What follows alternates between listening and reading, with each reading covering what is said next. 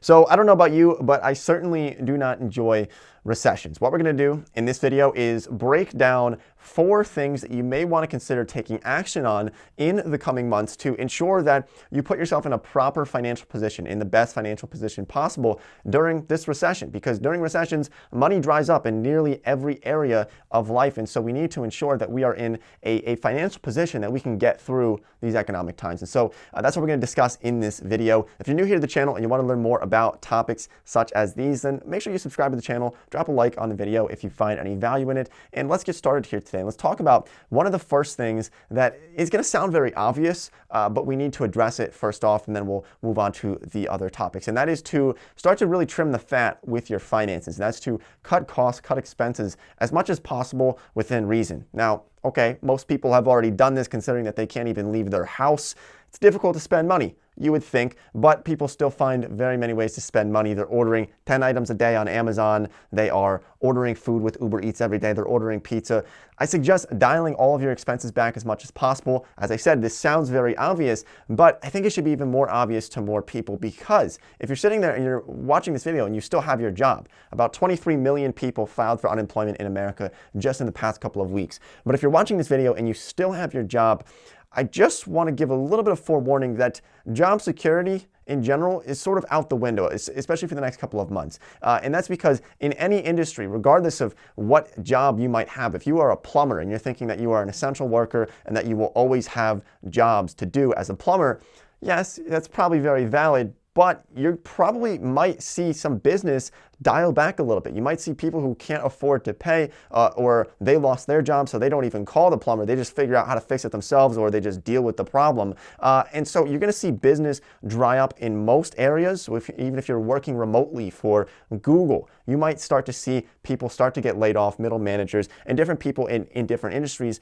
are going to lose their jobs because companies have to dial back a little bit, right? And so regardless of what job you have, I just want to remind people to start saving money, especially if you still have your job at the moment. Start saving your money as much as possible to at least build a little bit of a buffer. And if you've been watching this channel for a long period of time, you'll know one of the common statistics that we've brought up from studies in the past is that before this recession occurred, 40% of Americans said that they would not be able to afford a $400 emergency expense. So that was back then. Considering now that a lot of people don't have a savings account, don't have an emergency fund, it's going to be a much worse position for them. Luckily, there are some things that we can explore. And that is why the next point here that we wanted to bring up is people should take advantage of the government programs that are being laid out for people. They've been passed through Congress, they've been passed through the Senate, signed by the president, and we've seen that in a number of other countries as well, passing some type of stimulus packages. Now, let's be honest, a lot of stimulus packages or things going on,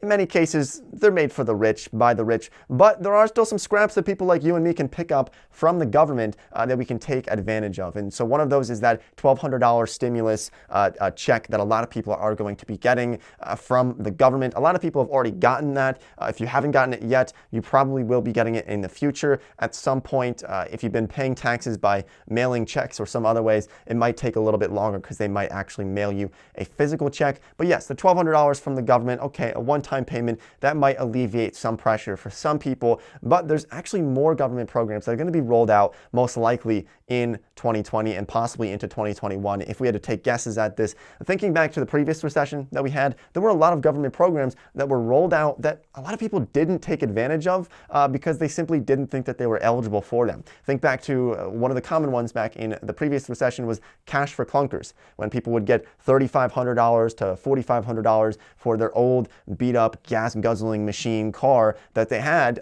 and they wanted to get a newer car, more fuel efficient one. That was a government stimulus to attempt to reboot the auto industry, to try to incentivize people to buy cars and try to revive the auto industry. But that was just one example of many different things that the government rolled out during that time. They're going to be doing that this year in 2020 as well. So make sure that you are keeping up to date with this. Really be hyper aware of all of the different programs that the government is rolling out. If, for example, you lost your job and you don't have health insurance, you can go to healthcare.gov and you can get health insurance if you lost your job, right? So there's a lot of things you can take advantage of because the government doesn't really want to see people fail too much during this time, you would think.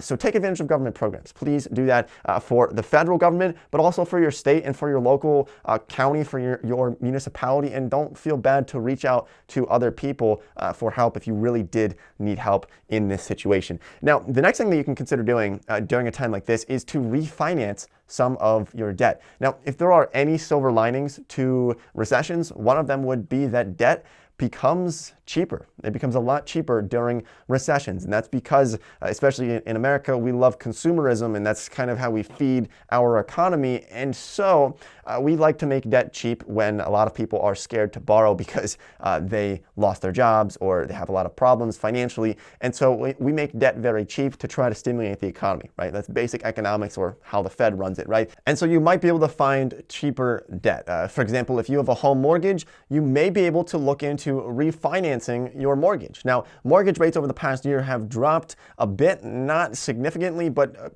a pretty decent amount. We went from last year looking at about the 30-year fixed from about 4.17% down to about 3.31% for 30-year fixed mortgages. So yes, they have come down a bit, but they are still a little bit higher than what some people thought they would be at the moment. And there's a couple of reasons for that we can sort of theorize. I mean, under normal circumstances, this very, very high volume of money that is in the bond market would have likely led to a drop in interest rates of maybe 2.5% or 2%. But this is certainly a different situation, and we could theorize about that, or liquidity in the mortgage bond market. Now, this isn't to say that it's going to be easy to refinance a mortgage, especially not now. If you're one of the 23 million people who filed for unemployment recently, you're probably not going to be refinancing your mortgage. I don't know any banks who are going to lend money to someone who just lost their job. But if you do have a steady job, yes, you might have a chance at refinancing, although be very aware that they are going to be much more selective during this economic time at the moment. But it is something that you could certainly explore as an option, especially if the last time you had a mortgage, the last time that you secured your mortgage, you were paying high interest rates, extremely high interest rates, or you had terrible credit and you were not in a good financial position. So you're paying a higher premium, a higher interest rate on your mortgage compared to now, good credit. And if you have a good high-paying job at the moment, could be something that might be worth looking into. Now, there's also other things that you can sort of get cheaper debt with. Let's take a look at student loans, actually. So right now, the federal interest rate for student loans is about 4.5%, about 4.53%. If you wanted to refinance these, you could theoretically shift to a private lender, although there might be a couple of issues with this. One of them being that you're going to lose that government-backed protection that federal loans offer. Also, any income-based repayment, deferment, or loan forgiveness programs. So there are some downsides to that if you're going to shift to a private lender for a lower interest rate. It might not be something that's really a route worth exploring. I did just want to briefly mention it in this video if it's something that you want to go down that path. But also credit cards. Now, credit cards, very, very sticky situation here. And I was hesitant to even include it in this video. But if you are thinking about your bills at the moment, you're trying to pay for groceries and you're not really able to pull it off and you're racking up credit card bills, one route that you could explore as a very, very much temporary option, and as I said, I was very hesitant to include this in this video, but a temporary option would be to potentially open up a 0% APR credit card for 12 months or 15 months for that 0% APR intro bonus, right? Which is essentially means that you're not paying any interest on your credit card bills for that 12-month period. You could open up a 0% APR credit card, transfer your credit card balance into that so that at least for the time being until you go back to work, you don't have to worry about paying 25% interest on your credit card bill so that you can buy groceries for your family, right? It's an option, but it's kind of risky. It's very risky because a lot of people can end up digging themselves into a hole, buying too much, spending too much, and then at the end of the year, they have a $10,000 credit card bill that they have to pay that they've been sort of neglecting because they're not paying interest on it. So we wanted to include it in this video for people who are very savvy with credit cards, they're very skilled with them, and they are trusting themselves to make sure that they're able to track their finances correctly with credit cards. All right, so now that we covered those three primary topics, then we can start to think about the offense, right? So we've thought about ways to cut back on our expenses. We thought about getting some government assistance, right? And then refinancing or getting cheaper debt.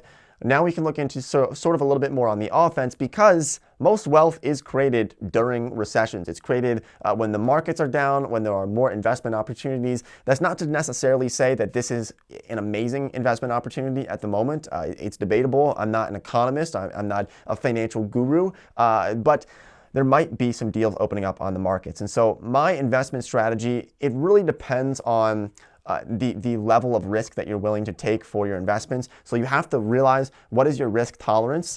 If you are 80 years old and you're watching these videos, I know we have like 5 80-year-olds who watch these videos. You probably want to consider taking some safer, more precautions than somebody who maybe is 18 or 21 and they're willing to take a little bit more risk with their investments, and they want more risk and potentially more reward over a long period of time.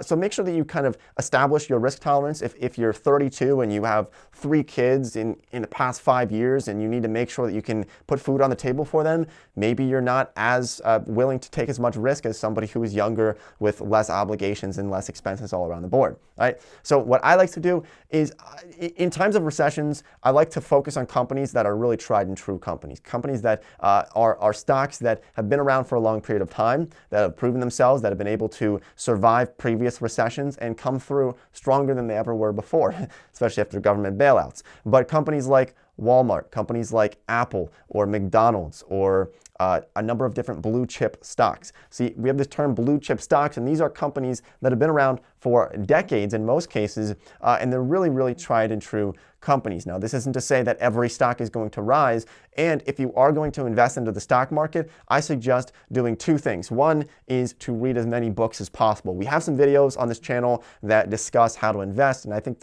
I put one out the other week, I had about 37 minutes long, about how to get started investing into the stock market. I highly suggest watching that video if you're interested in investing. But a lot of people reach out to me every day. They message me on Instagram. They say, how do I learn how to invest? What is the best thing to do? And the best thing to do is to read books. I love reading books. I read about a book per week, and I think it's really the best, most valuable way to learn how to invest. So I suggest picking up a number of books, audio books, whatever you have to do, get some free ebooks online, whatever you have to do to just make sure that you are really ingesting as much knowledge as possible from books for investing, to learn how to do that. Because the truth is, I can't teach people how to invest in a 10-minute video on YouTube. It's just not very much possible. So consider investing into specific industries at the moment. Not to say that it is the best time, but you can certainly make those decisions for yourself, because I am not a financial advisor, but you already knew that. So those are my biggest tips for anyone during this recession. We are going to come out of this at some point in the future, and I think a lot of us are going to look back and say, how did I react during that time? Was I making logical decisions, or was I making decisions based off of emotion? Did I sell all of my stocks when the Dow was at 18,000 points a few weeks ago because I was scared about the markets? Or was I using logic and maybe buying stocks during that time because I realized this is a short-term thing, and that in a couple of years we'll be far past this in terms of the economy and in a better economic position? So it's always great to think about what you're going to be in the future for your finances, and to start to really try to use logic rather than emotion. So hopefully you found some value in this video. If you did, don't forget to drop a like, subscribe to the channel if you haven't done so already, and thank you for watching. I'll see everybody later on this week in a coming video.